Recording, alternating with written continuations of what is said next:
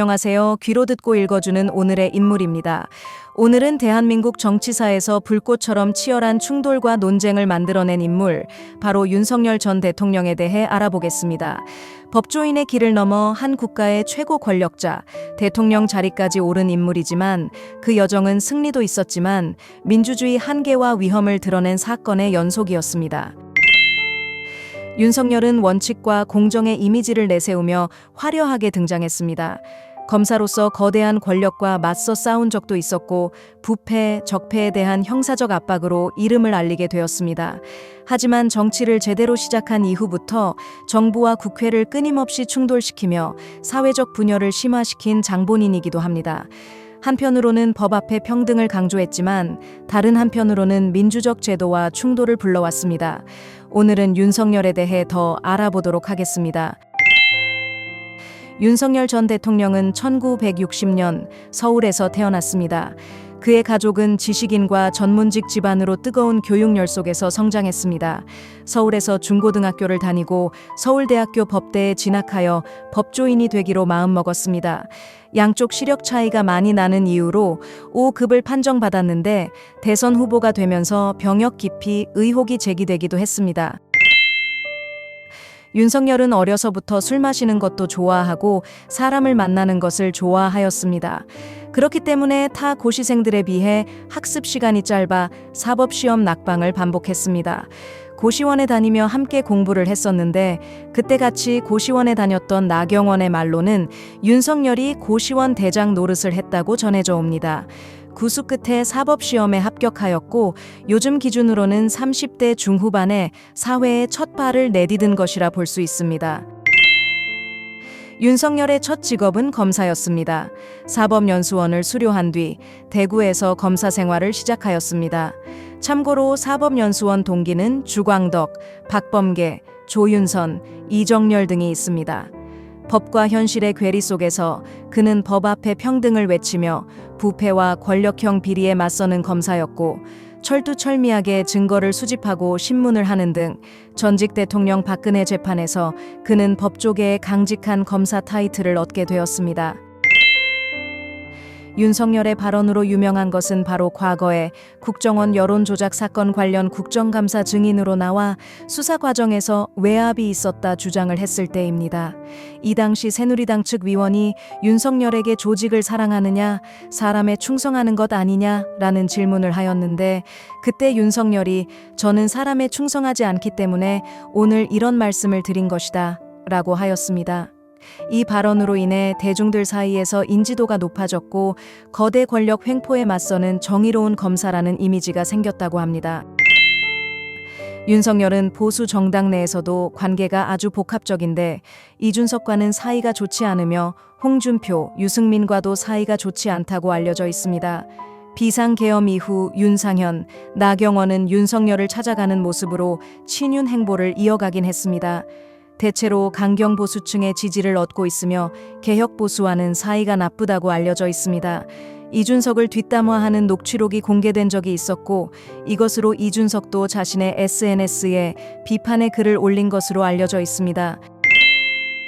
윤석열은 별명이 아주 많은데 강골검사, 윤스톤, 윤버지 등이 있지만 그중 윤석열이 가장 좋아했던 별명은 윤퍼컷, 윤딩크라는 별명입니다. 대통령 선거 공식운동 첫날 부산 서면에서 선보인 어퍼컷 세레머니가 화제가 되면서 붙은 별명인데 인기가 많아 이후 윤석열은 유세 현장마다 어퍼컷 세레머니를 선보였고 이로 인해 별명이 붙게 되었습니다. 민주당 측에서는 이러한 윤석열의 세레머니를 보고 앞 정부인 문재인 정부를 한 방 먹이겠다는 것이냐, 정치 보복의 상징이라며 비판을 하기도 했지만 곧바로 이재명도 하이킥 세레머니, 태권도 도복을 입고 송판 격파 세레머니 등 열풍에 합류하였고 안철수도 야구 배트를 휘두르는 모습을 보이기도 했다고 합니다. 윤석열은 주당으로 유명합니다. 자신의 주량이 소주 1에서 2병이라고 소개하긴 했지만 다들 믿지 않는 분위기라고 합니다. 앉은 자리에서 맥주를 3만 cc를 마신다는 전설이 내려오기 때문입니다. 술에 취한 상태로 했던 발언들이 논란이 된 적이 많으며 정치적 고비를 맞이할 때마다 돌파구를 마련하는 자리에 항상 술이 빠지지 않았다고 알려져 있습니다. 술을 마시고 취한 듯한 모습으로 찍힌 사진들도 많이 돌아다니고 있어 문제 제기를 받기도 했습니다. 계엄의 밤, 윤석열의 비상계엄 선포 담화문을 살펴보면 비상계엄을 왜 선포했는지 대략적으로 짐작이 가능합니다. 친애하는 국민 여러분, 저는 북한 공산 세력의 위협으로부터 자유 대한민국을 수호하고 우리 국민의 자유와 행복을 약탈하고 있는 파렴치한 종북 반국가 세력들을 일거에 척결하고 자유 헌정 질서를 지키기 위해 비상계엄을 선포합니다. 라고 하였습니다. 윤석열은 현재 내란 우두머리 혐의를 포함해 최소 7개의 형사재판 1심 판단을 기다리고 있습니다. 대통령으로 헌법을 수호하고 법 질서를 준수할 의무가 있는데도 불구하고 권력을 남용하고 법을 경시하는 태도를 보여 비난받아 마땅하다는 재판부의 질타를 받았습니다.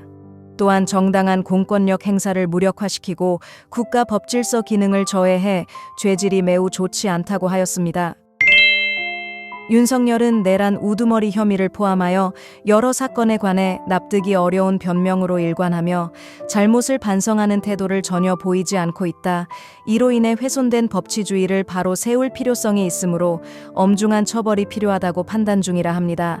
앞서 사형을 구형받았고 전두환, 노태우 세력에 대한 단죄보다 더 엄정하게 단죄를 받아야 한다는 입장입니다. 윤석열 사형, 윤석열 어게인, 주말 서울 도심 곳곳에 집회가 열렸습니다. 국힘당은 해산하라, 내란범들에게 법정 최고형을 선고하라는 구호를 외치는 쪽이 있는 반면 윤석열 대통령 어게인, 윤어게인, 전광훈 목사를 석방하라는 구호를 갖고 집회에 참석하는 사람들도 있습니다. 참고로 전광훈 목사는 이번 서부지법 사건도 무죄로 나올 것, 1,000만 명이 모여야 자유 대한민국이 지켜질 수 있다. 광화문으로 모여 대한민국을 지켜내자라고 발언을 했다고 합니다. 어떻게 생각하는지는 여러분에게 달려있는 것 같습니다. 윤석열이 남긴 정치적 교훈은 국민적 성찰과 제도적 강화의 계기가 되어야 할 것 같습니다. 국민적 분열과 민주주의 위기 논란이 여전히 이어지고 있으며 다른 사건들도 추가로 기소되고 있어 중대한 책임이 예상되고 있습니다. 그의 역할과 책임에 대한 논쟁은 앞으로도 쭉 지속될 것 같습니다. 오늘도 시청해 주셔서 감사합니다. 구독과 좋아요 부탁드립니다.